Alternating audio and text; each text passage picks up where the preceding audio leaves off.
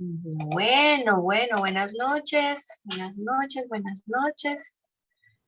Entonces les decía, bueno, pues qué chévere que Sofía se nos haya otra vez unido. Sofía, bienvenida.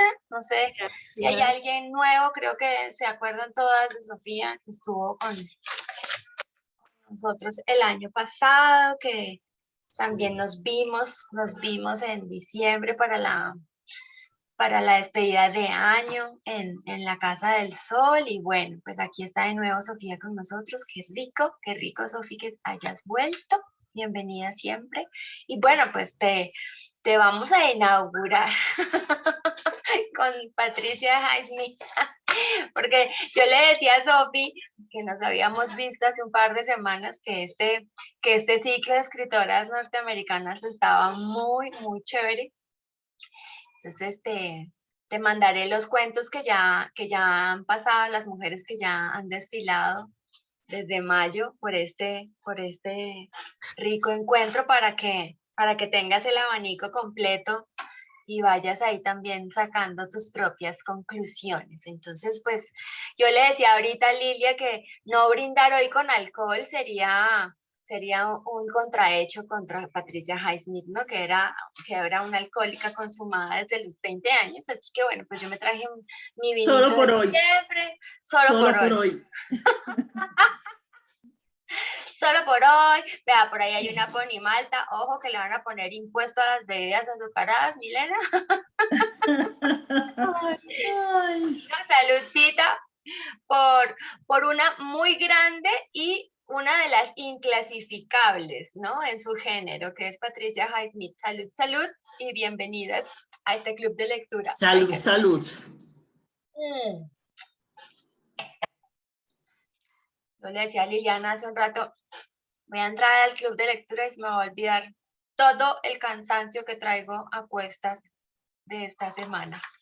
Y es cierto, uno empieza a hablar y como que se resetea. Así que espero que Sí. a Lilia que se le resetee su dolor de cabeza, que se Ay, le ojalá. desaparezca. Y Sí. bueno, y que hablemos rico. Vera no tiene muy buena señal, por eso tiene la cámara apagada, pero aquí está con nosotros. Y bueno, pues la perfecta señorita es creo que un relato que nos dará mucho para conversar esta noche. Pero antes de eso, vamos a hacer un pequeño bosquejo de Patricia Highsmith para que nos ubiquemos también espacio-temporalmente. Patricia Highsmith nació en Fort Worth, Texas, el 19 de enero de 1921 y murió en Locarno, en Suiza, en 1995. Los padres de Patricia se separaron antes de que ella naciera y ella fue criada por los abuelos y no conoció a su padre sino hasta los 12 años de edad. Por eso lleva el apellido Highsmith, que es el apellido de su padrastro, a quien ella reconocía como su padre, porque pues a su verdadero padre lo vino a conocer a los 12 años. Entonces, el apellido que ella lleva es el de su padrastro. Y como les decía, bueno, creció con sus abuelos, tuvo una relación muy tormentosa, muy difícil con su madre, pero así pues tipo la abuela de Teresa Gutiérrez, ¿no? Por eso también la traía a colación, porque la madre de Patricia Highsmith eh, le profesaba un odio horrible y muy grande a su hija, hasta el punto de decirle un día que había tomado aguarrás para abortarla en medio del embarazo. Y siempre estaba como amenazándola, asusándola, ¿no? Era un personaje, yo me imagino, que en la vida de Patricia muy, muy presente, al mismo tiempo muy doloroso, pero también uno de los puntos de partida, creo yo, para la elaboración de su obra. Porque a Patricia Highsmith le interesó siempre muchísimo ese lado oscuro del ser humano, o como ella lo decía, la parte asquerosa del ser humano. Como esto que ahora, por ejemplo, vemos, lo que está pasando con Taiwán, lo que está pasando con Ucrania, lo que nos ha pasado en Colombia en 60 años de conflicto armado, lo que pasa en tantas partes del mundo, en Yemen, bueno, que es como este lado tan oscuro del ser humano, que es que somos capaces de hacer unas cosas maravillosas y al mismo tiempo las cosas más atroces. Por eso es también una persona inclasificable o mal clasificada en el género de la novela policíaca, ¿no? La novela policíaca siempre tiene como una fórmula de un detective, pues Sherlock Holmes, un detective que averigua un caso, que resuelve un caso. Patricia Highsmith va mucho más profundo a la médula de las cosas, y es tratar de retratar en su obra sentimientos como la culpa, como las aberraciones, como las enfermedades mentales. Ya vamos a ver más adelante con una de sus obras más importantes esto de las patologías mentales. Eh, y ella, digamos, como que va a lo profundo por eso. Entonces, uno no se puede quedar como en el encajonamiento de decir que ella es una exponente de la novela negra o de la novela policíaca. Hay otras clasificaciones que la meten en el suspenso, pero digamos tampoco es solo suspenso, ¿no? Entonces tiene como unas honduras, Patricia Highsmith, que son muy interesantes, y que cuando uno ve como el grueso de la obra, la obra completa, uno dice, a esta mujer lo que le interesaba realmente era ese universo del ser humano, pero en lo atroz, ¿no? En lo oscuro, en la sombra. Y por eso yo creo, esta sí es una interpretación mía, no estaba en ninguna de las cosas que averiguó Lili, ni en los videos que investigamos, ni en las reseñas literarias que leímos, ni en las críticas, pues que su madre haya sido una de las inspiradoras de. Lo que sí se sabe es que ella, pues, estudió latín, estudió griego, era, digamos, muy apasionada por los libros, y tuvo grandes influencias como Guy de Maupassant, Edgar Allan Poe, digamos, estos exponentes del género negro también, de lo misterioso, sobre todo el misterio. Pero hubo un libro, que en este momento se me escapa el nombre, no sé si Lili lo tiene por ahí anotado, que ella empezó a leer, y era, digamos, como un libro un poco de sociología, que hablaba, ¿no? Como de las características del ser humano, y a ella eso la apasionó desde muy joven, y ahí fue donde, digamos, como que ese fue uno de las semillas que creció en ella. Y bueno, y como siempre, pues su vida cotidiana, su propia vida, también fue una gran detractora, y sobre todo muy crítica de, de la vida estadounidense, ¿no? Del sueño americano, de todo lo que en ese momento. Entonces por eso es muy chévere ubicarse espaciotemporalmente, inicios del siglo XX, y finales del siglo XX. O sea, esa fue su periodo de tiempo en este plano, y ella siempre criticó mucho eso. Entonces, y La perfecta señorita tiene que ver mucho con eso.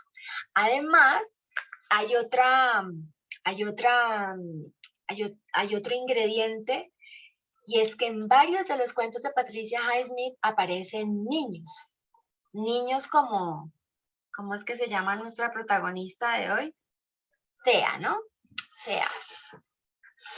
Y es esta cosa que lo que es pero no debería ser, lo que no debería pasar, pero también, digamos, en ese mundo de la niñez.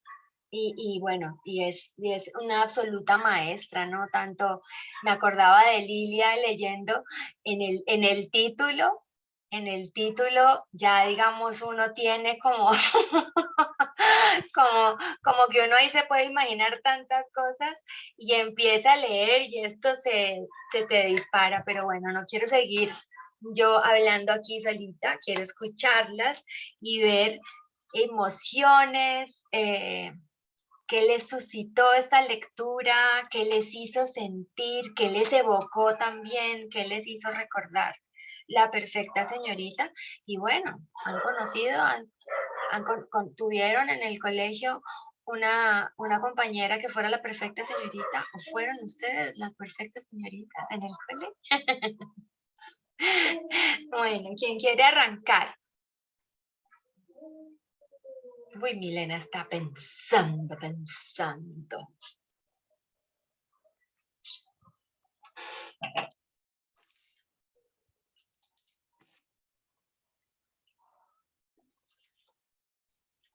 Vamos a ver.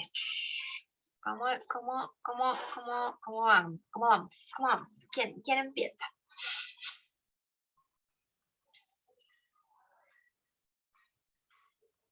Estaba buscando el libro, pero no lo encuentro en los textos. Ya no me acuerdo en qué link de los que me pasaste estaba.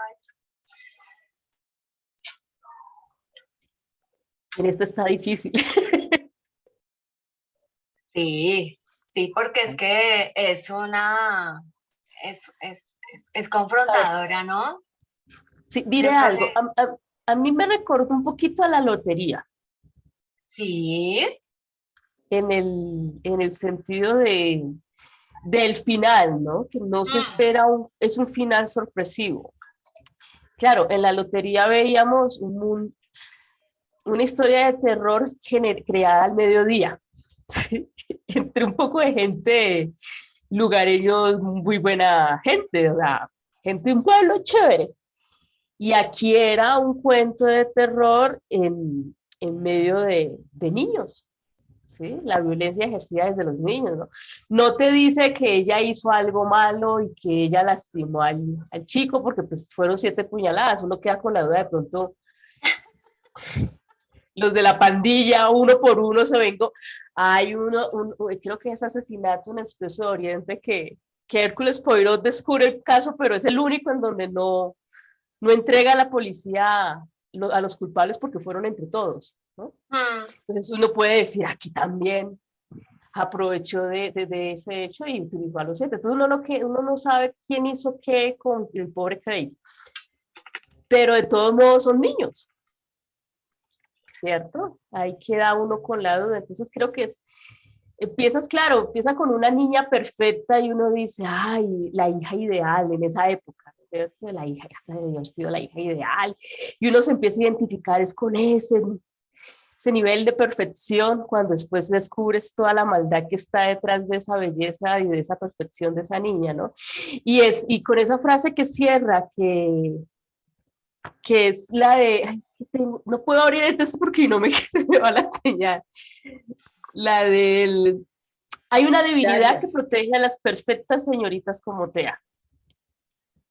De eso sí me da un poquito de envidia, tener una divinidad que lo proteja a uno.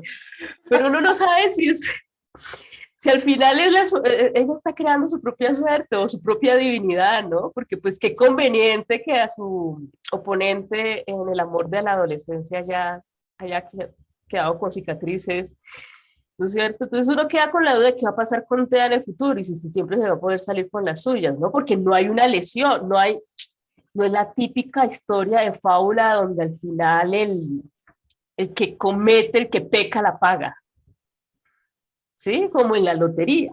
No es la Claro. historia, no es la historia donde se juzga, no hay una historia en donde hay como moraleja, O no hay donde nada uno de eso. finalmente sabe lo que está pasando. Aquí uno nunca sabe que en realidad qué es lo que está pasando. Uno lo puede No, imaginar, pero no lo puede afirmar. afirmar, exacto, nos iremos a dormir sin saber quién le hizo a Craig eso. porque 7 puñaladas son 7 puñaladas y fuera de eso todos los otros golpes que recibió, entonces uno se va a saber, se va a ir a dormir sin saber qué tal que haya sido la mamá. Acá es que echemos, hagamos qué tal que sea la mamá de la que ella es tan cercana y es la que también se encargue de Sí, quitarle a las porque es que aquí muchachitas. también tenemos que hablar de la mamá. ¿Qué tal la Exacto. mamá de Tea? Bueno, eso es un buen tema chévere como para ahondar también. Pero entonces, ¿qué? ¿Qué pasó ahí? ¿Tú qué piensas, Maye? A Porque, ver, mejor dicho, si a ti te tocara decir qué pasó, ¿tú qué dirías? fue la mamá. Sí, fue la mamá. Y el más inocente de todos es el papá. Él se Ay, la qué huele, tierno. pero no, él se la huele, pero no puede actuar. Sí, es la mamá. No sé, es que cuando estaba leyendo ese libro me acordaba de los psicópatas, de los narcisistas, de todo. Decía, esto es para leerlo con un psicólogo al lado que saque el dictamen. Claro, eso era lo que yo les decía. En ese libro del que se nos borró el nombre, ella justamente leía sobre eso, sobre las patologías mentales y se volvió, digamos, una gran estudiosa de eso. Y pues, digamos, eso en la construcción de personajes de Patricia Smith se ve muchísimo, ¿no? Hay otro componente, ay, no sé si ya terminaste, Maya, yo te interrumpí. No, tranquila, que es que yo veo que hay tantas manos levantadas. Entonces hay otro componente muy interesante, pues y de ahí sale el nombre de los cuentos misógenos, es que Patricia Highsmith se burlaba, pues, ¿no? De su misma misoginia hacia las mujeres. Ella misma no se gustaba a sí misma, por eso yo les decía, busquen primero fotos de ella joven, ella no era, digamos, ella se sentía fea, no era fea, pero seguramente su madre la hacía sentir muy fea, pues además rechazada desde siempre. Pero ¿Ves?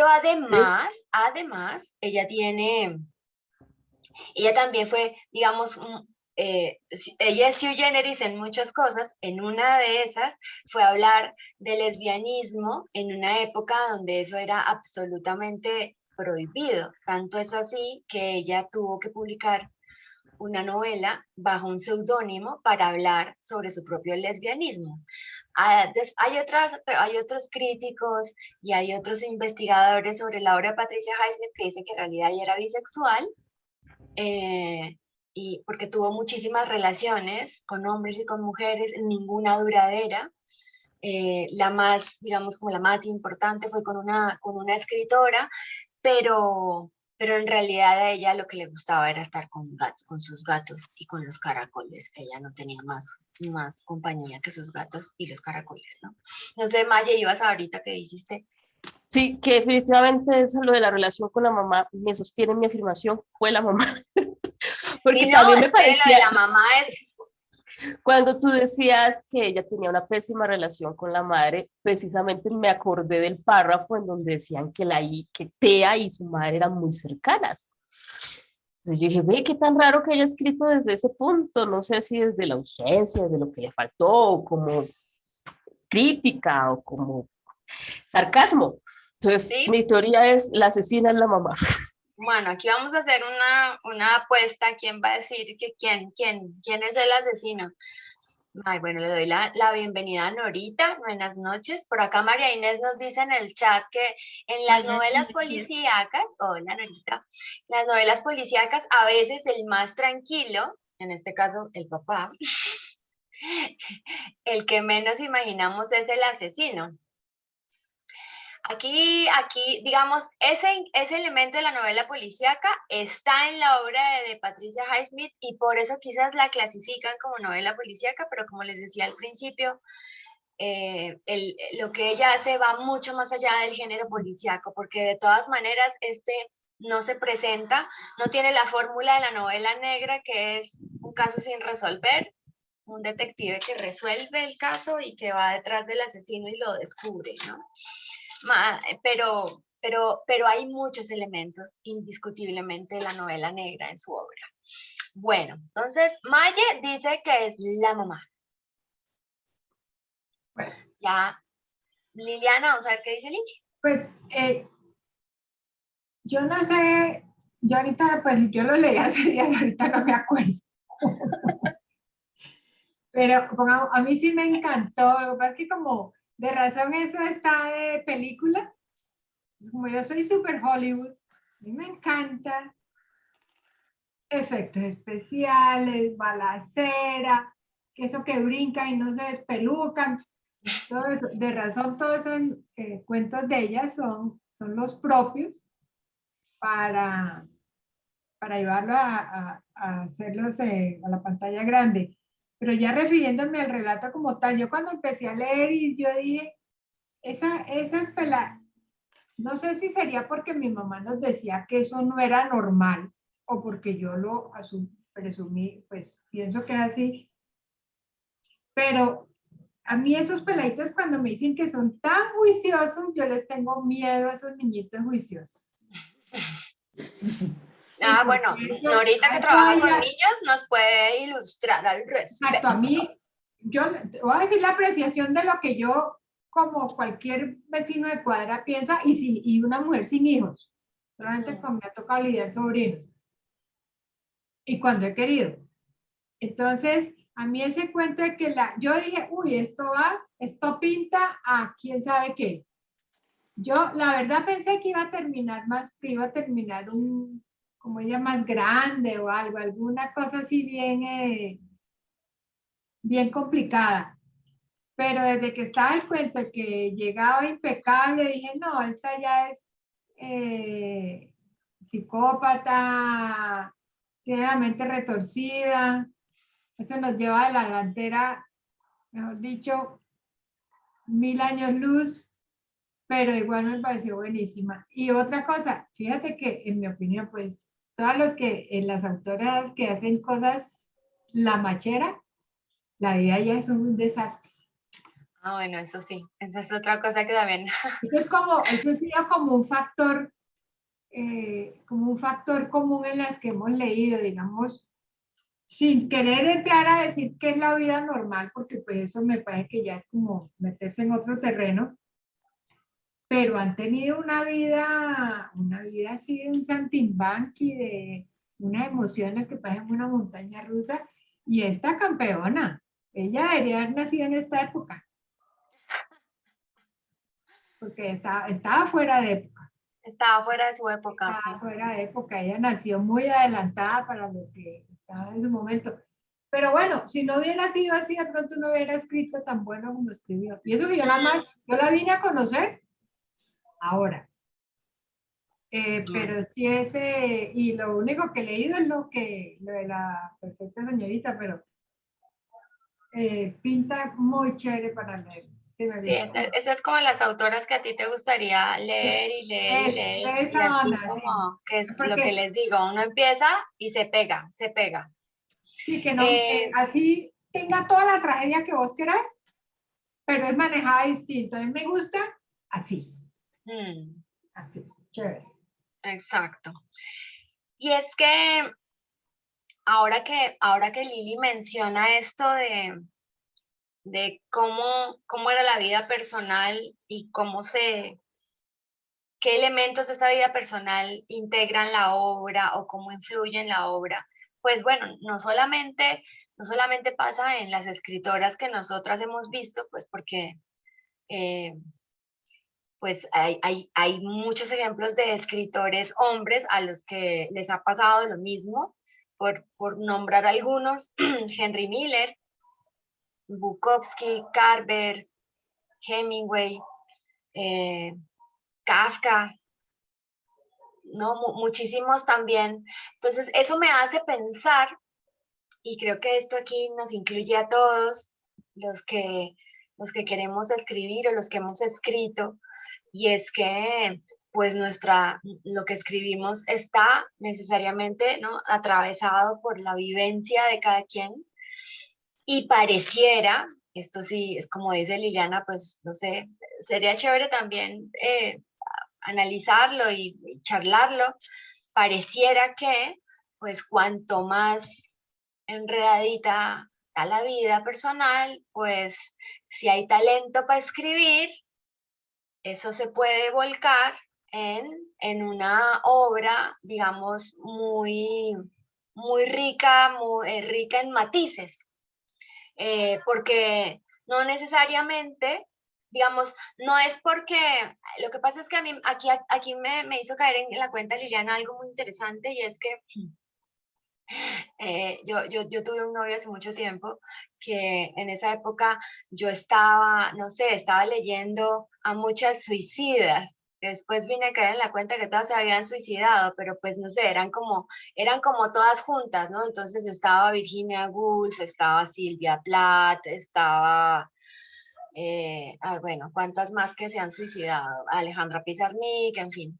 Entonces, como que el comentario fue como que pilas que por seguir leyendo eso, entonces yo me iba a convertir en una de ellas. Entonces no es para llegar allá, esta discusión no es para llegar allá, pero sí me parece interesante que de todas maneras, pues como ya hemos leído tantas autoras, ver cómo su vida personal influye en la obra para, para un lado o para otro, porque acuérdense que cuando leímos a Maya Angelou, por ejemplo, que fue una mujer que pues, que le pasó de la A a la Z, pero es una mujer en su manera de escribir, una mujer muy resiliente, muy ave fénix, ¿no? Que siempre estaba como diciendo, no me importa y sigo adelante. I Grace, pues su poema más famoso. Yo me Entonces, acuerdo que hace como 3 escritoras leímos una que no tuvo ningún problema, que incluso yo me acuerdo que me acuerdo exacto, de ella porque yo fui a buscar la biografía y yo dije, ¿dónde está el marido machista golpeador que no la veo por ningún lado?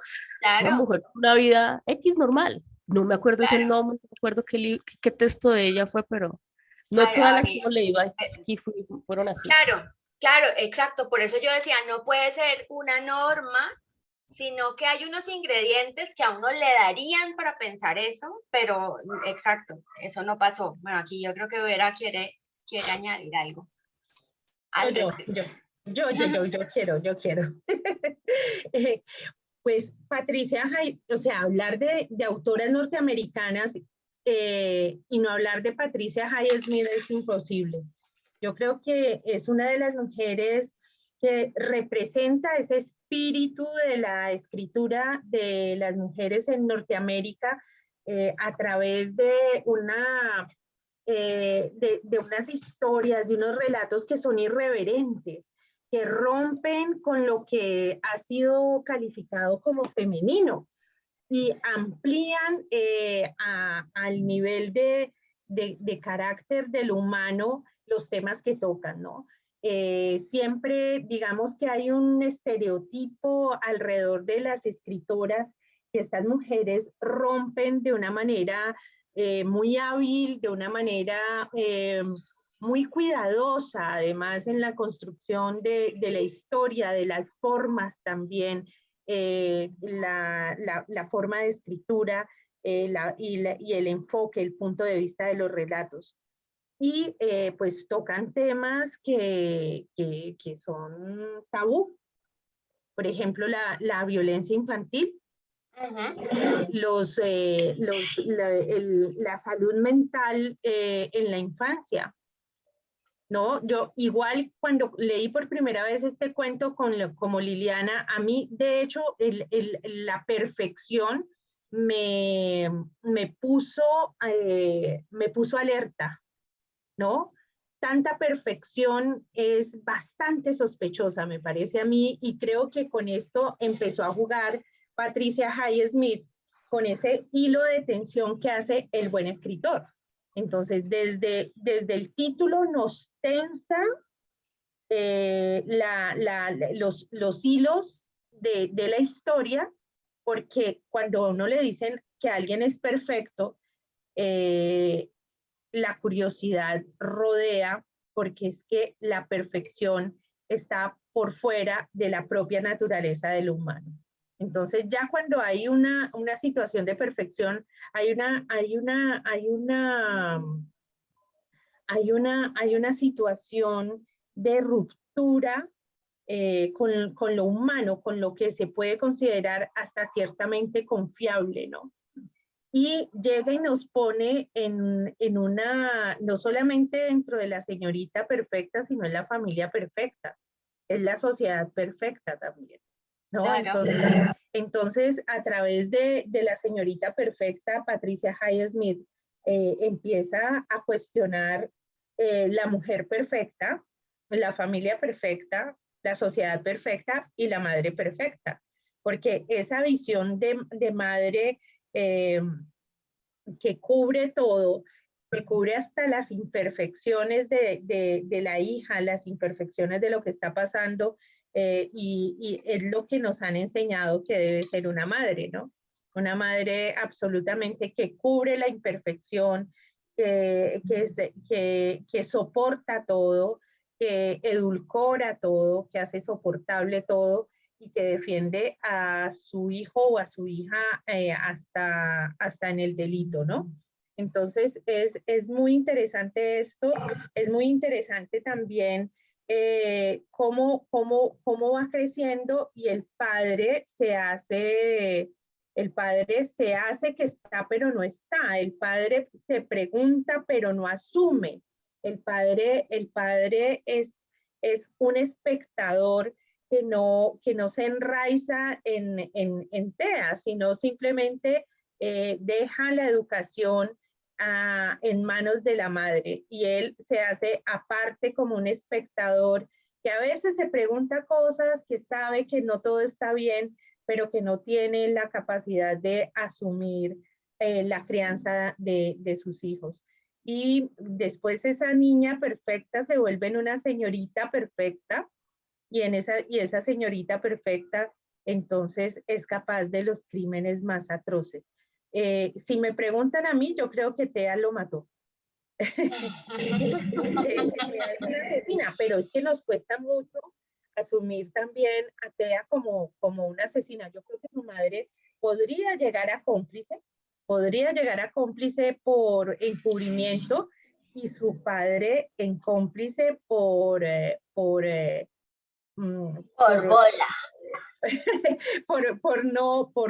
por no querer asumir la responsabilidad, ¿no? Patricia, el papá es como el que de la vista gorda, ¿no? Se hace el de la vista gorda, pero pues es el lugar cómodo también, el lugar desde afuera, el lugar del espectador que se vea, de ahí hay como algo malo, pero esa vaina como que no le toca porque como que es hija de la mamá y no de ella. Claro, y ahí nuevamente está la crítica a ese modelo familiar, ¿no? El padre siempre se desentiende lo que pasa en la casa, la madre es la que administra y ve cómo se están portando los hijos. Las críticas son sutiles y los personajes están muy bien delineados en ese sentido. Bueno, entonces sí. Maye dice que es la mamá. Vera dice que es Tea. Vamos a seguir Yo viendo. quisiera agregar una última cosa y es que claro. Con respecto a Patricia Highsmith, ahí para mí tiene unos rasgos que unen a Violette Leduc en cuanto a la relación perversa con la madre, que las vuelve de alguna manera develadoras de la oscuridad humana en la escritura. Eso me parece supremamente interesante, ver cómo estas relaciones de carencia afectiva con la madre hace que algunas escritoras, se me viene a la cabeza en este momento Violette Leduc, pues escriba el mundo desde el lado oscuro, desde el lado perverso, desde el lado de la enfermedad mental, que es una oscuridad que tanto nos cuesta mirar a la cara. Entonces ahí hago ese enlace y pues creo que Patricia Highsmith nos dará para leerla y para hacer entraña en una forma de escritura que también, por ejemplo, Agatha Christie pues había abierto y ya muchas también han hecho campo en esto de esta escritura. Y otro parentesco también con la escritura que hacemos las mujeres es que quebramos el formato eso sí es como una tesis que cada vez voy afianzando más. Las mujeres quebramos el formato, es decir, no quebramos el formato de crónica, quebramos el formato de cuento, de novela, y nos entramos a cosas muy interesantes. Es decir, nuestras formas narrativas no caben en los cajoncitos creados por la teoría narrativa o por la teoría de la novela o por la teoría del cuento o por la teoría académica alrededor de cómo se cuentan historias los seres humanos. Uy, eso sí que es tan interesante, porque sí, ¿no? Ese quiebre en los formatos es muy chévere. Y nuevamente vienen los temas que tratamos. Por eso es que decir que Patricia Highsmith solo es una escritora de género negro se queda corto, o intentar una clasificación se queda corto. Lo que hace Patricia Highsmith es que es muy chévere, y es que ella le plantea a uno, y quizás también por eso el primer silencio cuando cedí la palabra al grupo, es que el crimen, ¿no?, está escondido en el corazón de la vida, ¿no? Cualquiera puede ser víctima o asesino. Somos asesinos potenciales o víctimas potenciales según lo que ella nos plantea, o como los personajes que ella nos plantea. Y lo interesante es como esa forma magistral, ¿no?, de exponer el personaje y de dejarlo a uno como lector pensando qué pudo pasar, cómo sería. Yo en una de las varias lecturas que hice del texto, me acordé de esta serie Criminal Minds, ¿recuerdan? Y me acuerdo una, sobre todo, que es con niños, y niños muy chiquitos. Era un episodio donde un niño mataba creo que era al hermano menor, pero era una cosa como por asfixia, y la asfixia había sido causada por los mismos juguetes, y los juguetes se los encuentran al niño dentro de la nariz. O sea, era una cosa absolutamente atroz. Y el chico que mata a su hermano estaba impávido, cual tea, ¿no? Como que dice, ay, pero porque el hecho que yo haya andado con Craig tanto tiempo no me pueden decir nada, ¿no? Como además sobrador, como súper, esta característica que tienen los psicópatas, que no son capaces de empatizar, tal cual, tal cual. Y me acordé mucho de esa serie, y sobre todo de ese capítulo que era con un par de niños los protagonistas. Entonces, yo creo que a ella lo que le interesaba era que, por eso es que ella no, o sea, uno lee la obra de Patricia Highsmith y no ve ni ladrones, ni policías, ni detectives, ¿no?, que son como los personajes habituales de las novelas policíacas. Sus personajes son siempre como seres normalitos, pero envueltos en un halo de lo criminal, del mal, del lado oscuro, pues. Entonces, ahí está, digamos, siempre así como ese eje central en toda su obra. Aquí nos dice Vera el triángulo dramático del Salvador, la víctima y el victimario, ¿no? Norita, buenas noches, buenas.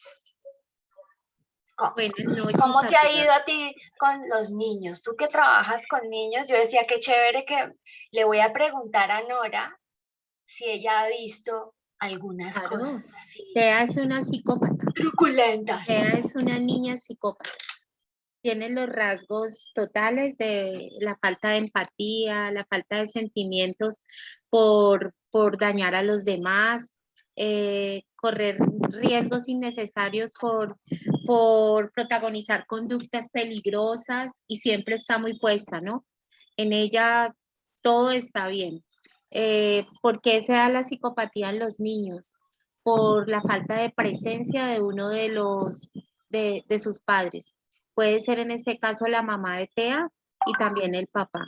Pero la mamá de TEA también puede ser una psicópata. Entonces ha compartido este comportamiento y de no matar a los demás, lo que está haciendo es volver a su hija tal cual, lo que ella de pronto no hizo, pero lo ha proyectado en ella. Ahí indudablemente la que mata es TEA, no es la mamá, es TEA. Vea, Mayri. Claro que hay niños Déjenme con psicópatas. mis teorías. Hay niños psicópatas y hay niños con conductas totalmente disfuncionales en cuanto a lo que es la sociabilización y la adaptación. No siempre eso no siempre es genético, también es creado. Cuando adulamos tanto a los niños, cuando les damos todo, cuando los dejamos hacer, cuando no nos importa el daño que hace, así sea a un animal, cuando todo se lo proyectamos como bien, estamos creando una figura agresiva. Y pues esta niña sí es psicópata porque a ella no le duele, a ella no le importa su amigo ni los sentimientos, simple sobresalir. Sí han habido niños psicópatas, a mí me tocó uno, los papás no entienden la conducta, hay que hacerlo examinar por neuropsicólogo, por psiquiatra. En este momento hay muchos niños de muchas instituciones en psiquiatría. A partir de la pandemia, la soledad y los estados de encierro crearon en los niños unas agresividades y de dañar. Hablando ya del texto, me gustó la escritura, me pareció muy rico leerla, me dejó un poco como al final como fría, nunca hablan de que el papá haya querido llevar a TEA a un psicólogo o haya querido buscar ayuda, sino que simplemente todo era normal y también para la sociedad donde estaba TEA todo era normal, o sea, la gente sabía que ella era la niña súper bien, la niña que era mala, pero pues sigamos porque es una niña. Y no, resulta que los niños también hacen daños profundos y son capaces de destruir una familia. Y Se recuperan de esas patologías. eso lo manejan con psiquiatría, hay que retirarlos del círculo de sus compañeros porque es que ellos son tan dañinos que te pueden enterrar un lápiz en un ojo a un amigo o le pueden hacer una zancadilla y llevarlo a la muerte y se quedan impávidos como si no pasara nada. O simplemente levantan un carro bien fuerte y te lo tiran en la frente a un compañero, agreden la docente y tú hablas con los padres de familia y ellos son, no, es imposible, él en la casa tiene una conducta admirable. Eso debe ser la institución que no sabe manejar al niño, pero es un comportamiento que ya manejándolo una persona, un especialista, porque es que ahora, gracias a Dios, en esta actualidad tenemos todo ese apoyo a nivel profesional, que ya no somos solo las docentes, sino hay grupos de especialistas que nos ayudan porque el ser humano tiene muchas situaciones que necesitan un apoyo diferente. Hay enfermedades del aprendizaje, entonces necesitamos una fonoaudióloga, una terapista ocupacional, una psicóloga, un psiquiatra infantil, un pediatra, para que nos ayude a entender el porqué de estos comportamientos. Pero casi siempre viene de línea familiar.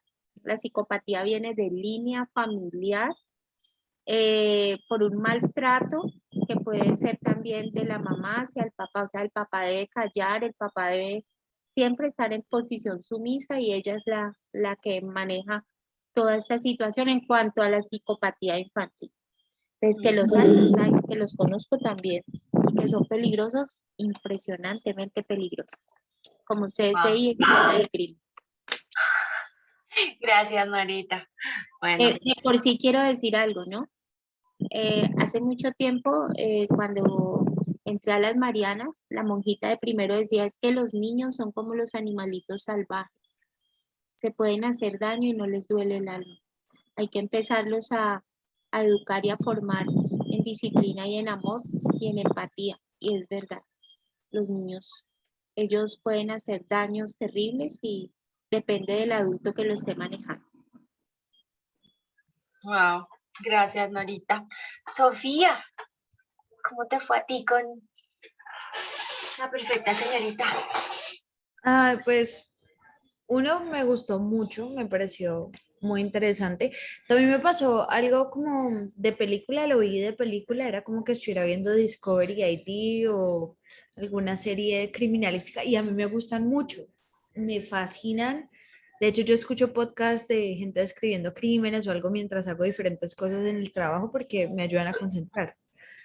Pero fue como, de pronto por eso, pero me pareció como que reconocí a alguien en el personaje. En TEA reconocí a varias personas y empecé a ver cosas que pues ahorita escuchando a Nora explicarlas como que empiezan a tener sentido, como que escuché a un profesional hablar de eso, empieza a tener muchas cosas sentido, pero fue muy interesante como reconocer a un personaje como si fuera alguien de la vida, de mi vida.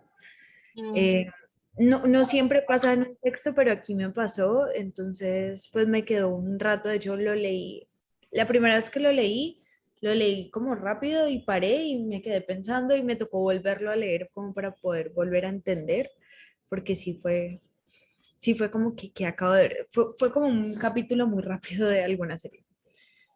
Y me pasó que yo personalmente creo que sí fue Tea, aunque un rato me quedé pensando si ella era capaz de manipular a los compañeros, a sus contemporáneos, para hacer cosas malas. Pero desde las frases, cuando el papá veía el rechazo que tenían sus compañeros por ella, me di cuenta de no, no es capaz de manipular a los niños, pero sí es capaz de manipular a los adultos alrededor de ella, haciendo como parecer que es más grande, que es más educada, que es mejor que sus pares, pero no es capaz de a sus pares engañarlos. Y eso me parece un poco extraño porque pensé en alguien que fuera un sociópata, pues ahora viendo que es psicópata, pero que a todo mundo le cae bien o que trata de encajar en todo lado, pues ella trataría de encajar con los niños también. Pero no le importaba, o sea, no le importaba estar con que los niños la quisieran, pero sí quería esa visión adulta y aprobación de la adultez, que no sé si era la mamá o la sociedad, pero me quedó sonando mucho eso, que ya no le importaba si quedaba mal con los compañeritos. Entonces era como, y pues a medida que va creciendo, creo que le va creciendo eso de que los demás abajo o iguales no le importan, pero sí necesita una adulación adulta. Por eso también al final cuando habla de los novios, de que todos son, el papá dice que todos son un poquito mayores a sus 15 años, entonces como que constantemente está buscando esa aprobación grande. Eso fue lo que a mí más me quedó del personaje y pues me causó mucha curiosidad la forma en la que termina, porque uno dice, no, esto puede dar podría ser toda una serie o podría ser todo un libro. Es más, o sea, yo quedé pensando en la historia y dije, ¿qué pasó con los bailes y ese verano? Y al final, ¿quién más mató? Y todo. Entonces, ¿Quién pues, más mató? me fue dando como esos indicios de que ella iba a ser mala, mala, mala. Y uno como que, uy, pero también esa curiosidad de saber, uy, ¿y qué más hizo? Y tiene secuela y está ahora la señora perfecta. ¿Existirá ahí por ahí el libro, el cuento, la señora La perfecta? perfecta señora. ¿Evolucionó? ¿La perfecta abuela? Uy, Entonces que como me intrigó, sí, y también pues el sentimiento como cuando uno reconoce a alguien en una obra literaria de la vida real y uno dice, uy, ¿será que son así? Y también pues por lo que explicaba ahora Nora de las ausencias de los niños y de ver muchas cosas, también empecé a identificar en niños, cosas que uno dice, wow, que uno los felicita y dice que son perfectos, maduros, increíbles.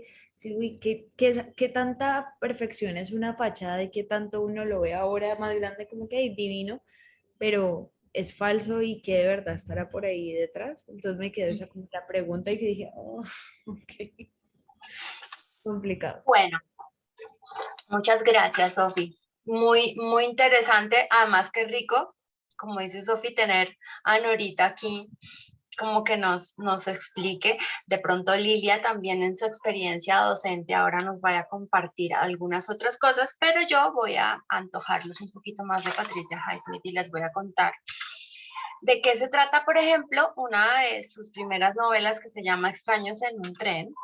Más que los títulos de ella son fabulosos, ¿no? Entonces, con Extraños en un tren fue una novela que Alfred Hitchcock leyó y dijo, esto lo puedo llevar a la pantalla maravillosamente. Y el guión lo escribió Raymond Chandler, pues que también es como otro muy grande del cine. Y fíjense la trama. Voy a hacer aquí un pequeño spoiler, pero para que se antojen de leer el libro completo. Extraños en un tren son dos personas aparentemente normales. Acuérdense que a Patricia Highsmith le gusta lo aparentemente normal, pero uno de ellos es un psicópata que lo disimula muy bien. Entonces se cruzan en ese tren en un viaje y uno entonces le dice, vea, yo quiero que usted mate a mi esposa, como está, ¿no? Como me está poniendo el cuerno, y el otro y a cambio de eso le dice, y usted pídame cualquier cosa que yo lo haga. Entonces, imagínense, no había como incriminarlos porque eran dos perfectos desconocidos, no había coartada, ¿no? O sea, era toda una maquinación previa para, y bueno, y no les cuento más para que se lean el libro y luego busquen la película, que es maravillosa. Después Patricia Highsmith también tiene una cosa particular, de entre todas sus particularidades, es que su primera novela vendió 1 millón de ejemplares, así, al rompe, y ella ahí es donde dice, sí, la vida americana no, es una mierda, me voy a vivir a Europa, y se va a vivir a Suiza, a sus anchas, se da la gran vida, y es otro de los elementos que aparece mucho en su obra. Ella, como les decía al principio, fue alcohólica desde los 20 años, y siempre hay alcohol en su literatura, siempre hay buena comida, siempre hay gustos y varitas, siempre hay como ese gusto por la buena vida, está siempre, siempre, siempre presente en su obra. Y eso también me hizo recordar a una autora que no vamos a leer en este ciclo porque sabemos, como les decía a ver al principio, que se nos quedan muchas por fuera, pero Dorothy Parker es otra autora muy, muy emblemática, otra autora estadounidense emblemática, y Dorothy Parker vivía en Nueva York, era íntima amiga de Truman Capote, y le gustaba muchísimo ir a un bar en especial y se sentaba en la barra. Dorothy Parker tomaba martinis, también era alcohólica, por supuesto. Y ella observaba la sociedad neoyorquina desde esa barra, de ese bar, y toda su escritura tiene que ver con eso. En eso, digamos, se emparenta un poco con Patricia Highsmith, no desde el terror, el horror y el suspenso, pero sí hacen las dos una crítica a la sociedad estadounidense, como vista desde y por el velo del alcohol. Entonces siempre ahí hay como unos elementos muy interesantes. La otra obra que también catapultó a Patricia Highsmith en el escenario y que ha sido llevada al cine en distintas versiones es Mr. Ripley, El talento de Mr. Ripley, que son 5 novelas. Y es también, es un psicópata, a los psicópatas le encantan los psicópatas a Patricia Highsmith. Entonces, pero este es un hombre que realmente quiere, digamos, llevar una vida, ¿no? Una vida respetable. Es un poco Ripley. A mí, cuando yo leí El talento de Mr. Ripley en el club de lectura que yo tenía en Bogotá, me recordaba muchísimo a, Dorian Gray. A Dorian Gray en el sentido de este hombre bien puesto, bello, que se la pasa, que tiene una una buena vida, ¿no? Y al mismo, a su mismo creador, pues al autor. Entonces es esto, la vida sibarita, el buen gusto, ¿no? La bohemia. Y a Ripley le pasa mucho eso, que él está, digamos, persiguiendo una vida de lujos y hace todo lo que tenga que hacer para conseguirla. Entonces, a lo largo de estas 5 novelas, pues él va dejando su estelita de muertos, porque él lo que quiere hacer es vivir la vida a toda costa. Hay otros críticos que dicen que esta saga del talento de Mr. Ripley, pues es justamente eso, ¿no? Sobrevivir a toda costa, a costa de lo que sea. Entonces, pues es un pensamiento súper maquiavélico también ahí. Pero todo gira en torno a estas patologías mentales que son explotadas dentro de la literatura de esta mujer de una manera magistral. Entonces vamos a escuchar a Lilia, que nos tiene para compartir. Lilia, buenas noches, ¿cómo va la cabecita?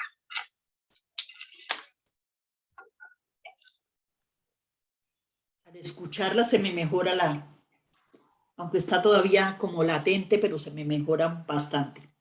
De verdad, ay, es un cuento impactante, de verdad. Yo lo había leído hace como un año y me impactó tanto y inmediatamente fui a mirar en qué momento lo había leído, pues estábamos leyendo sobre la literatura y la enseñanza.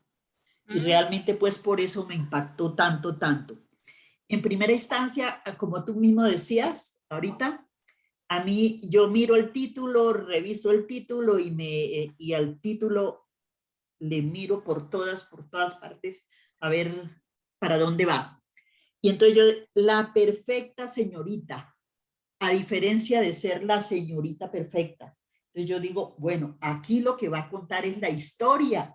Y de hecho empieza, Atea, como la llamaban, era la perfecta señorita desde que nació. O sea, aquí les voy a contar desde el momento de su nacimiento y entonces todo el hilo pues sigue. Me impactó muchísimo. Me parece que es una ironía y me dio duro. No sé si por eso será el dolor de cabeza, pero me impactó tanto en el papel formador de los maestros y de los padres. Yo digo que es una ironía ahí, pero bien fuerte. A querer tener a los hijos lo mejor, la cara angelical, a mostrar, pues a disfrutar de pronto de contar que es lo mejor que tenemos. Y en el caso de la escuela, alabar los comportamientos positivos siempre y a quien se equivoca inmediatamente le caemos. Y estimulamos y motivamos y premiamos a quienes sobresalen. Y los mismos estudiantes, a veces se da uno cuenta que los mejores estudiantes no son los amigos de los demás, son los que están como en un círculo aparte porque tienen un don especial tal vez. Y me hizo recordar muchos casos de estudiantes que son reconocidos más porque molestan, juegan, se divierten, hacen travesuras, pero quienes realmente van muy bien son egoístas, tapan su cuaderno, no dejan ver sus tareas, los padres inclusive son muy amigos de los maestros, bueno, todo eso. Realmente me parece que es una ironía fuerte. Y me parece interesante cómo describe esas características peculiares de la no empatía, de disfrutar de hacerle el mal al otro, imagina todo eso que hace la pandilla, arman el túnel allá donde trabajan todo tan bonito, tan bien hecho, y listos ellos a ir a destruir todo. Pero lo interesante de ahí son esos recursos que ella utiliza, la elipsis, el resumen, las cosas que omite, dice, bueno, ahí le dejo, usted como lector mirará. Exacto. Y a propósito, ahorita que hablaba Norma y quién más hablaba, casos yo viví, pero de cerca, muchos, muchos. Yo cuando la leía dije, ahí están tales y tales niños. Mira, una niña, me acuerdo de 4º año, ella hacía, cuando citaban a la mamá, ella hacía las cartas y las firmaba. En una ocasión dijo que su mamá estaba hospitalizada, que por esa razón no podía ir a atender la citación. Ay, Mejor dicho, que todo el mundo, bueno, y que no está grave y no puede ir. Mentira, la mamá no estaba grave de nada, era por no llevarle la circular. Ella organizó una fiesta de una niña, ella muy pobre, organizó una fiesta para su cumpleaños, hizo las tarjeticas y las firmó por su mamá invitando a la fiesta. ¿Quién sabe cómo iría a hacer la fiesta? Porque ella vivía en una pieza. Invitó a sus compañeros a la fiesta, pero a una niña se le ocurrió contarle a la profesora. Cuando le contó a la profesora dijo, esto no puede ser cierto. Conociendo a la niña como es, eso no puede ser cierto. Se comunicó con la mamá, efectivamente, nada tenía que ver. ¿Quién sabe qué esperaría pues que hicieran sus compañeros ese día? Otros cuentos de una niña fue a la taza del baño en una botella, recogió orines y se los hizo tomar a un compañero diciéndole que era jugo de alguna cosa. Después de que terminó, los compañeros se dieron cuenta y le contaron. Otra niña en una clase de educación física tenían unos lazos y amarró a un niño, así, ya para ahorcarlo. Cuando se dieron cuenta, los compañeros saltaron y fueron corriendo a levantar al niño porque el niño ya estaba colgando allá. Cosas de todo eso ve uno críticas. Otro niño, me acuerdo, él lanzaba piedras en la hora de descanso. Cuando todo el mundo estaba en el patio, él cogía las piedras y las botaba.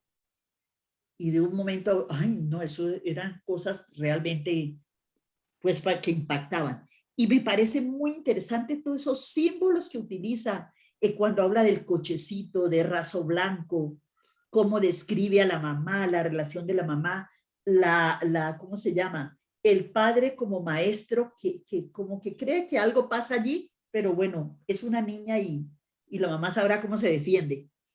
No, realmente eso impacta. Me gustó mucho porque realmente sí, insisto, lo veo como una ironía fuerte para padres y maestros, para personas formadoras. Y los recursos, por ejemplo, cuando dice que frente a la etiqueta se desenvolvía como pato en el agua, vea, sonreía la carita de yo no fui. Y frente al asesinato, bueno, ella... Y yo sí fui. Pudo ser ella, claro, sí. Tenía todo. Mira cómo disfruta del caso de la niña de los 15 años. Uno no sabe si realmente fue por ahí también. Tuvo que ver ella en el caso de la chiquilla esta. Y lo interesante de la escritora, eso, va contando, pero de un momento a otro saltó a los 15 años. Y ahí les dejo para que ustedes miren qué pasó en el transcurso del tiempo. Y ahí hay un cambio narrador, ¿no? Ajá, sí. Porque el narrador siempre es un narrador en tercera persona, hasta el último párrafo que dice, dejemos a Tea a los 15 años. Es como si se saliera este narrador. Ajá, y ese final, cambia, la relación, pues, hace una vuelta de tuerca ahí. Exacto, y ese final, la relación entre impunidad y divinidad, imagina, uy, es impactante. Muchas gracias. Sí, porque es que te lleva al futuro, esa otra voz te lleva al futuro y te obliga a ti como lectora a imaginarte a Tea ya mucho después. Y es muy, muy bello eso que dice Lilia, que en la primera línea le digan que era la perfecta señorita desde que nació y que luego te hagan ¿no? Te hagan imaginar esa posible Tea y que lo deje a uno como lector, pues, elucubrando cuantos desenlaces posibles haya. Porque es que, claro, ahí lo que cabe es toda la imaginación, ¿no? Todo puede ser posible en un universo como estos. Y mira, por ejemplo, yo ahora veía la expresión de Maye cuando contaba Lilia sobre cada caso que contaba que ella ha visto. Y entonces uno dice, uff, claro, y eso tan interesante, como decía Vera, ¿no? De llevar a la literatura unos temas que, pues que no están presentes normalmente, que no estamos acostumbrados a leer. Y los Entonces, problemas que tuvimos nosotros con la mamá de esta niña de los orines y que iba a ahorcar al niño, nos trató de mentirosas, eso nos iba a llevar a comisaría y de todo porque estábamos maltratando a su hija. a lo que le pasa Afortunadamente también, lo que decían ahorita también, que siempre es sí, problema del docente o de la claro, institución. Claro, y los docentes prefieren callar porque pueden perder su puesto o simplemente Secretaría de Educación les quita su viabilidad de seguir trabajando por estar inventando cosas de niños que imagen. son bien portados. Entonces, Ay, no, es a que los veces niños es son mejor perfectos. pasar. Wow, wow. Muy interesante ese. Ay, mira, me olvidé de otro caso. Unos No. niños de séptimo a un compañero que tenía muletas. Le escondieron las muletas al niño. Cuando el niño fue a salir del salón, no las encontró. Ay, no, eso es, Dios mío, cosas para pensar. Bueno, pues Lilia a mí me hizo recordar una compañera mía que tenía en ese momento, su hijo tendría, ¿qué sería? No sé, 5 o 6 años, ya estaba en el colegio, pero a ella la llamaban a la oficina y le decían, vea, fulanito, sí, la llamaban todos los días del colegio porque su hijo hacía algo distinto.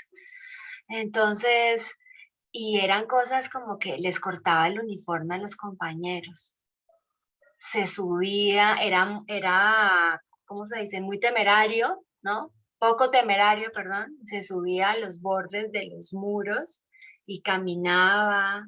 Entonces, claro, era una de las cosas absolutamente que se podía o hacer daño a otros o hacerse daño a sí mismo. Eh, Tenía muchos días seguidos la llamaban porque se hacía popó en los calzones y era ya un niño grande. Eh, y después, yo no sé si por sugerencia de un psicólogo, ya no me acuerdo muy bien, adoptaron una perrita.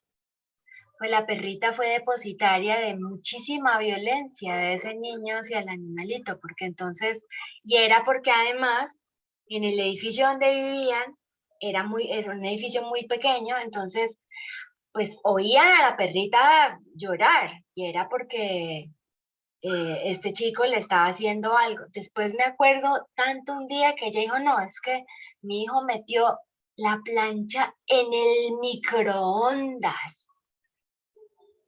¡Oh, puta! Y dije, ay, no.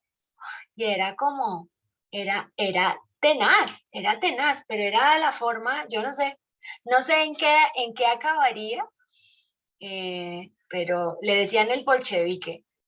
Nuestros compañeros de trabajo le decían el bolchevique, pues, porque es que ella siempre llegaba, y alguna vez, esta es una parte muy triste, porque una vez ella llegó con los nudillos ensangrentados, pues, no ensangrentados, tenía rojos los nudillos. Entonces, claro, a mí ella me contaba y yo decía, ¿será que ella le golpea a su hijo? Y ella me decía, mira, esto lo hice yo contra la pared para no golpearlo.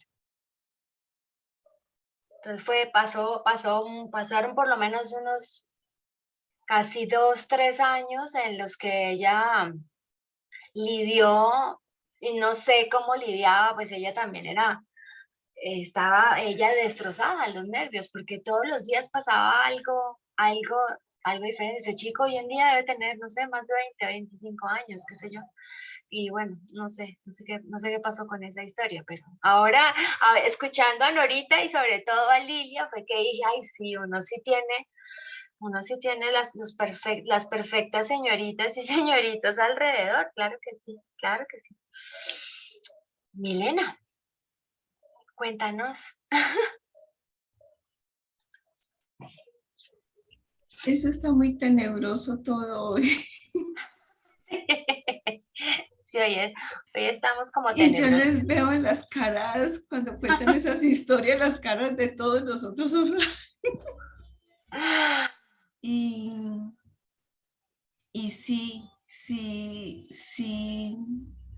niños malvados. Una compañerita cargaba una aguja y cada que alguien volteaba le enterraba la aguja donde cayera. Pues, ella era ya grande y enterraba la aguja en una nalga, en una pierna, bueno. Pero cuando yo leí este cuento, yo digo que sí fue Tea la que cometió tanto lo del amiguito como la de la niña que era su posible competencia en belleza, ¿cierto? Y nosotros no logramos descubrir que fue ella precisamente por eso, porque ella sabe manejar muy bien la etiqueta, porque se mueve como pez en el agua para saber hacer sus cosas. Ella sabe hacer las cosas. Pero cuando lo leí, yo pienso que la preocupación era tanto de Tea, sino que qué pasa con las personas que están alrededor de ella, qué pasa con los padres de los otros niños, qué pasa con los propios padres de ella y con la policía que no investiga más allá. O sea, eso es un absurdo en la historia, que la policía no investiga más allá y dicen, bueno, es que un grupo no se puede culpar, entonces dejemos así. Se cierra el caso. O sea, ya dejemos así. Entonces es como, allí es un reflejo como de la sociedad, de una sociedad que calla, que no exige verdad, que no exige una investigación profunda, que de pronto no quiere admitir que se equivocaron al calificar a Tea de la perfecta señorita. Entonces, al no querer asumir de que pusimos en un pedestal a la persona errada, pues mejor dejemos todo calladito. Hagámonos los pendejos, sí. Entonces, al pensar en la sociedad que rodea a esa familia y una típica sociedad en una urbanización clase media, fue muy triste porque hice como un paralelismo con la sociedad de nosotros y con la Comisión de la Verdad. Entonces, ¿hasta qué punto no queremos ver la verdad? No queremos admitir que nos equivocamos al votar por alguien que de pronto no debimos, porque a veces está allí los hechos, el sospechoso, pero nos cuesta exigir que se profundice, que se investigue a profundidad y que se conozca la verdad y la aceptemos. Ahorita justamente escuchándote, Milena, yo decía, claro, es como el reflejo de esa sociedad que nos permea a todas, ¿no? Que tiene que ver con todas las sociedades. Por ejemplo, hablando del informe, ahora que escucho a Milena, hay una parte en el tomo que yo edité, en el de mujeres, sobre todo en el tema de violaciones sexuales, la impunidad es muy alta por varias razones. Primero, porque, y ahí eso fue lo que me detonó el comentario de Milena, y por eso lo traigo a colación y lo recordé, porque todavía no se admite los perpetradores de esas violencias sexuales no han admitido que las han causado, independientemente si fueron paramilitares, guerrilleros, fuerza pública. El actor, digamos, es lo de menos, sino lo que es lo demás es que no reconozcan que ahí hubo, ¿no? un empleo de la violencia contra la mujer o contra las personas LGTB. Eso uno. Y lo otro es también el miedo a denunciar por la revictimización, que es el otro factor grandísimo de impunidad. Las mismas víctimas no denuncian por miedo, porque primero no les creen, o como le pasó a Ginette Bedoya, que yo ya les he contado este caso aquí, pues que tuvo que repetir su historia 12 veces hasta que, y ella misma tuvo que investigar su caso, ¿no? Eso es absurdo. Y lo otro es, entonces, eso que dice Milena, ¿no? Nos falta tanto como sociedad para admitir que estas cosas, pues suceden, pasan. Hoy leía la columna de Yolanda Ruiz precisamente sobre la necesidad de conocer la verdad para que no se repita, ¿no? Para dejarle a las nuevas generaciones una historia, pero para la no repetición. Y estaba eso, ¿no? De esa educación que todavía nos hace falta como sociedad y de hablar sin tapujos con los nombres que son. La Comisión de la Verdad tipificó 18 tipos de violencia. Entonces, y pide en sus recomendaciones que se reconozca, por ejemplo, la desnudez forzada como una violencia. Imagínense, o sea, yo creo que si yo no hubiera entrado de lleno a ese trabajo, no podría, digamos, como tener como esas puntualidades de tipos de violencia que uno de fuera no vería, ¿no? La maternidad forzada, por ejemplo, es otro tipo de violencia. Y entonces, ya sí, un gran rosario del que todavía, pues, como si no nombramos, no existe. Entonces, bueno, aquí esta noche, hoy estamos nombrando las crueldades de los niños, a los que siempre creemos perfectos. Y se nos cae un velo de encima esta noche. Muy, muy interesante esa intervención, Milena, y qué gran reflexión además. Creo que Sofía volvió a pedir palabra, ¿cierto? Dale. Gracias. Sí, sí, sí. Creo que hay dos cosas que ahorita escuchando a todas, pero me quedaron mucho y fue uno de que los profesores saben mucho porque están ahí, lo viven, conocen a los niños, los tienen incluso más horas del día, yo creo que conscientes que los propios padres. Entonces de pronto el papá empezó a ver ciertas cosas, identificar ciertas cosas que le parecían raras, que no era, que como que tanta perfección. Y su instinto profesional le decía algo, pero era más fácil no indagar, porque también sabía cuál era la realidad. Y ya ahora escuchando a Milena y a Gaby como todo el tema de la Comisión de la Verdad, ¿cuántas veces para nosotros es mucho más sencillo, sabiendo que sabemos que algo está pasando, que no está bien, pero sabemos que si indagamos mucho, pues nos vamos a dar cuenta de una verdad muy maluca y pues mejor me entrego con el día a día o con cualquier otra cosa? Entonces me quedó eso sonando de, uy, ¿cuántas veces somos a veces nosotros el papá que preferimos como que mirar hacia otro lado? Entonces, era eso nada más. Sí, increíble eso. Vera. A mí me parece que una de los aspectos interesantes también es que en este modelo de familia que además pone en evidencia Patricia Highsmith, pues hay un modelo de sociedad en donde esa familia monoparental o esa familia que se va cerrando, pues nadie se hace responsable realmente de los padres y todo recae también sobre la función de la madre, ¿no? Entonces, en lugar de que cuando nace un niño se crece el círculo de comunidad y de amparo a todos, el niño empieza a ser como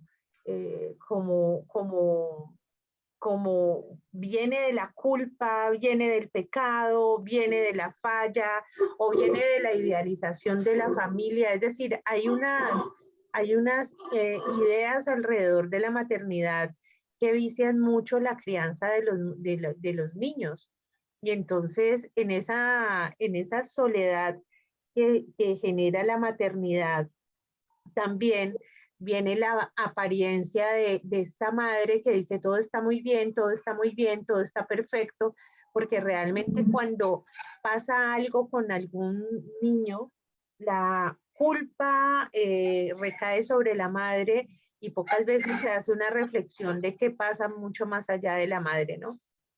Como que el asunto de los hijos que vienen al mundo es de esa mujer que lo concibió, no del padre, no de la familia, no de la comunidad.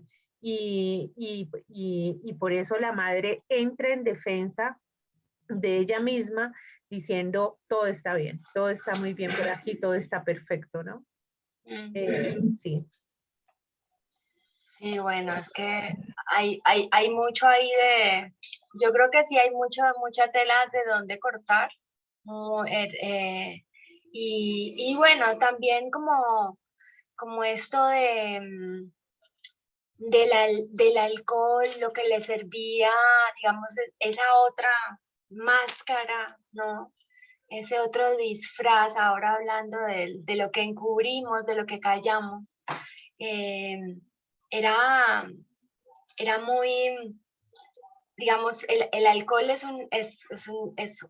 desinhibe a las personas que son muy tímidas. En el caso de Patricia Highsmith pasaba un poco así, ¿no? Porque ella era como que no se podía desenvolver mucho en público o repelía más bien la compañía de las personas, sobre todo los periodistas. Pero se desenvolvía muy bien cuando ya tenía unos tragos encima, ¿no? Entonces era como esa forma también como de ponerse esa máscara para de alguna manera sobrevivir. Por eso quizás también es que dicen que Matt Damon, que fue uno de los protagonistas del talento de Mr. Ripley en una de las 4 o 5 veces que le han llevado a la pantalla, dice que a pesar de que uno sabe que es un asesino, que es un psicópata y que comete demasiados errores, que es muy difícil no sentirse uno atraído por el personaje y por el encanto del personaje, que es también otra de las cosas que hace Patricia Highsmith en su obra y con los personajes en general, ¿no? Esto que es capaz de, que tú dices, o sea, en el fuero interno, uno ya no tanto como lector, sino como ser humano, o eso que decía Sofía, me encanta escuchar mientras trabajo porque me ayuda a concentrarme. Liliana es fanática de las series de ese tipo también. Y Maye dice, yo también. Yo creo que es que nosotros tenemos una fascinación por el mal, lo queramos o no, ¿no? Está ahí. Y lo que hizo esta mujer fue explorar profundamente ese lado de la condición humana y llevarlo pues como exponerlo en su máxima expresión. Y sí, yo no sé, es como, ¿por qué tanta fascinación por eso? O sea, es que ¿qué nos mueve allí? ¿No? Es otra de las preguntas que yo también me hice durante estas semanas leyendo y recordando a Patricia Highsmith. Lilia, ¿querías decir algo más? Sí, es Ay, que cuando ay, estaba yo pensé que leyendo sí. justamente, perdón, ¿sí? Cuando ¿Sí? estaba leyendo justamente, llegó a mis manos la carta de Carlos Pizarro Yo la a su publiqué en mi niñita. Facebook, sí. Me pareció tan linda que quiero leer la última parte. Claro. Dice, espero, mi amor, que tu vida sea gigante con tus propios desafíos y sea lo que el destino te tenga trazado. Convoca para tu alma y tu cuerpo el amor del hombre o los hombres que te sean entregados por la vida. Sé generosa en el amor, no cuentes en tiempo, ni te reserves nunca para el futuro en cosas del amor. Ama con todo el amor de la vida cuando el amor te asalte. Sé apasionada. Haz de cada época de tu vida una leyenda. Ay, me pareció tan linda toda. Sí. Es bellísima, entera. Y recordar a Carlos Pizarro en estos días. Ay, caramba. Ay, caramba. Ay, yo creo que ha habido mucha emotividad, ¿no? Hoy con Sí. Lili estábamos viendo un pequeño clip de Señal Memoria de Jaime Garzón también. Estábamos ahí como, sí, que pasado mañana se cumple 23 años de su asesinato, el 13 de agosto. El 13 de agosto. Bueno, pues eso, ¿qué más ha pasado? ¿Qué más? A ver, no sé, ¿a quién? María Inés. Norita, ¿tienes mano arriba? ¿Quieres decir algo? Sí, solo les quería decir que muchas veces como padres alcahueteamos y por tanto amor desmesurado a los hijos, creamos unas personas incompetentes para la sociedad y que hagan daño, ¿no? No necesariamente tiene que haber un daño ni tiene que ser algo genético, sino que muchas veces puede ser conductual. Hay una serie que me vi en Netflix, Alba. No sé si ya se la vieron. Es una serie corta, pero deja mucho ¿De qué se tratan ahorita la serie? Es una niña que la violan un grupo de amigos, la drogan y la violan.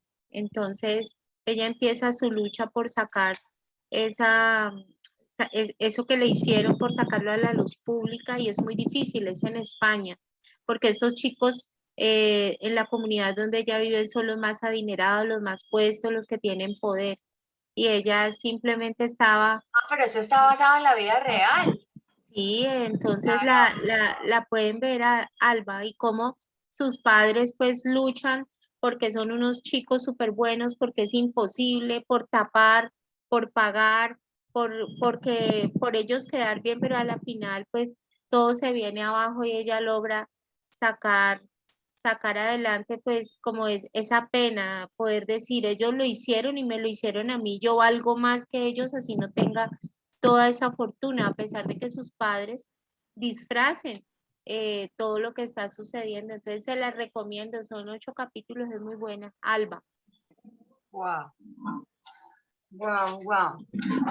Pues yo me estaba acordando de una serie que ya me vi hace rato, no sé si es en Netflix todavía, y también es española.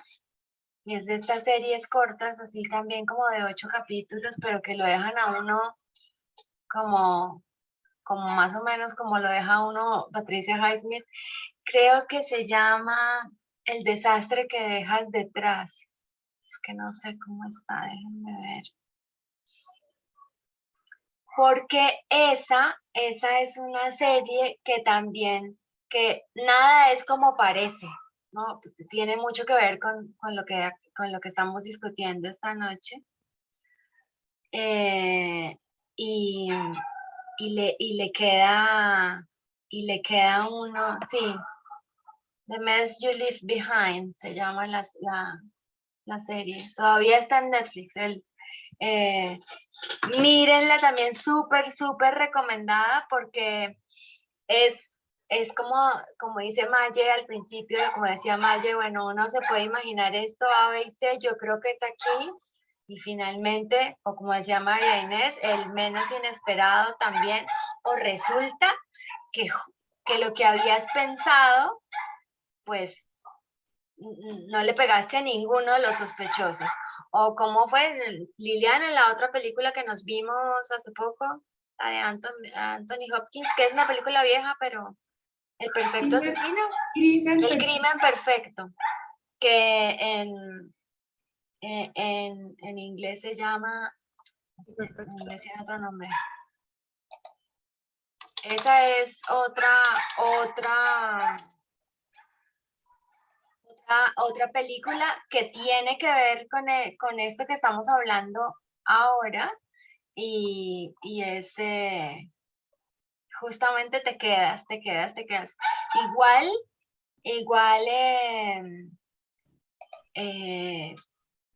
miren, bueno, no, primero léanse los libros y luego miren la saga del señor Ripley.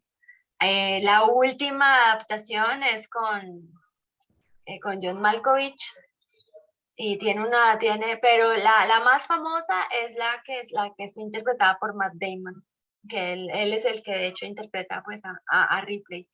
Pero es una obra que vale muchísimo, muchísimo la pena.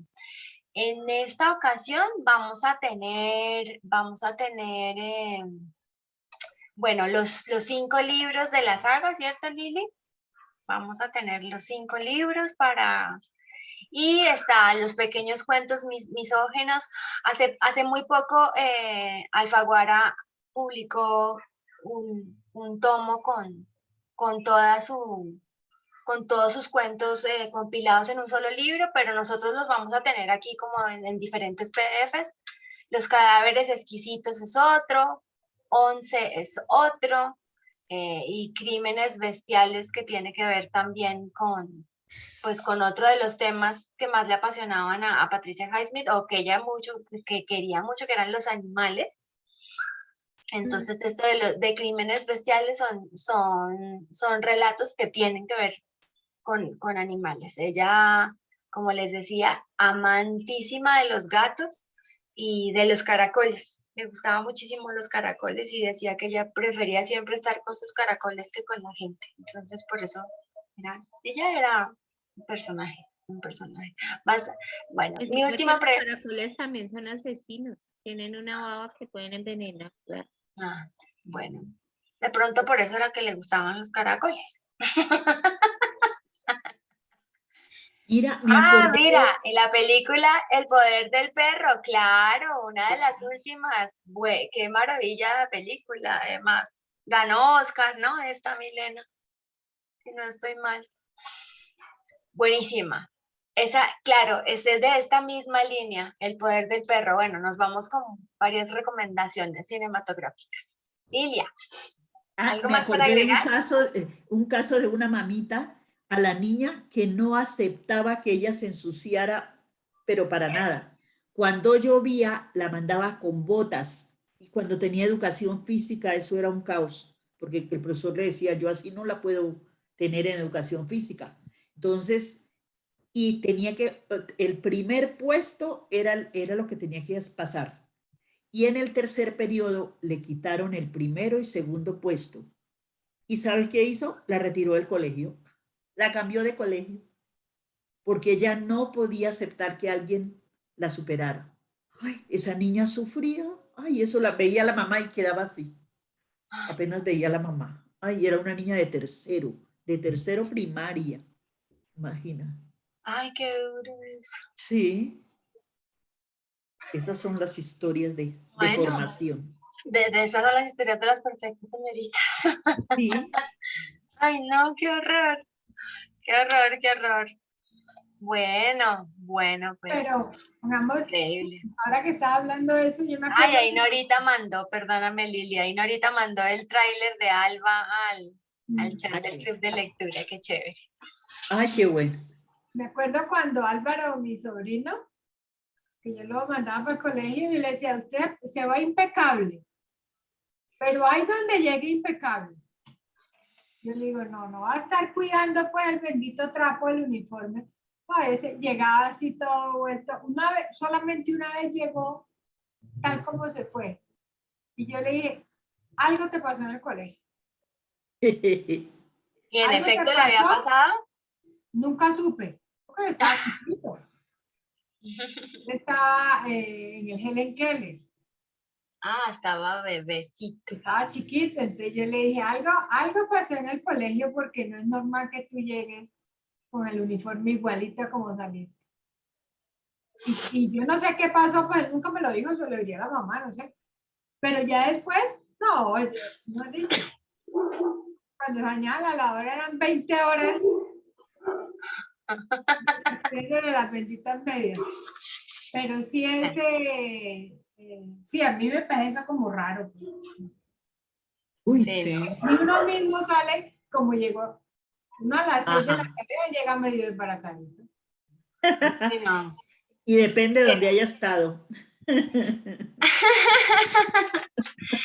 Y sobre todo que además esa ironía de ese diálogo, ¿no? Cuando dice gracias, lo he pasado maravillosamente. Exacto, Decía con maravillosamente. locuacidad a los 4 años. Y uno dice como, "¿Qué? Esto está raro". Y además se inclinaba con una reverencia de despedida al salir de una fiesta infantil. Y, bueno, pero por ejemplo, esto de los vestidos de tweed, de los vestidos almidonados, eso también son unos guiños a esa crítica que le hacía a las mujeres de su época y a esa sociedad también norteamericana, ¿no? Donde todas las mujeres tenían que estar bien puesticas, así, ser las perfectas señoritas. Lo que pasa es que ella lo traslada a este mundo infantil y a uno como que se le descoloca el mundo, ¿no? Que eso es muy interesante en ella porque uno lo ve, por ejemplo, en Las Horas de Virginia Woolf, en la película, sobre todo en esta segunda mujer, donde Julianne Moore, ¿no? Que es la mujer que abandona. ¿Se acuerdan de esa película? Que está basada en Las Olas de Virginia Woolf, que se llama Las Horas. Esa es como el de Estados Unidos de los años 50, entre el 50, sí, más o menos en la década del 50, iniciando la década del 50, que también es esto, me recordó mucho como este retrato de esa sociedad de las mujeres bien puestas, dueñas de casa, ¿no? Y que de un momento a otro, por ejemplo, en esta película es la que rompe el patrón y abandona el hogar y abandona a su hijo muy, muy chico y se va.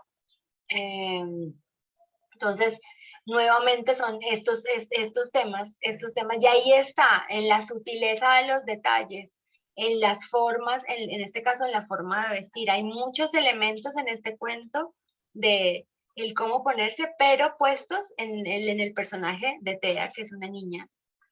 Pero digamos que es lo que uno mucho ve en las críticas de los adultos, pues es que ella es una niña adulta, ¿no? Hecha imagen y semejanza de su madre. Bueno, por acá tiene Vera la mano levantada también. No, pues creo que ya voy a empezar en parte con Ay, sí, avisos nos acabó el parroquiales, tiempo.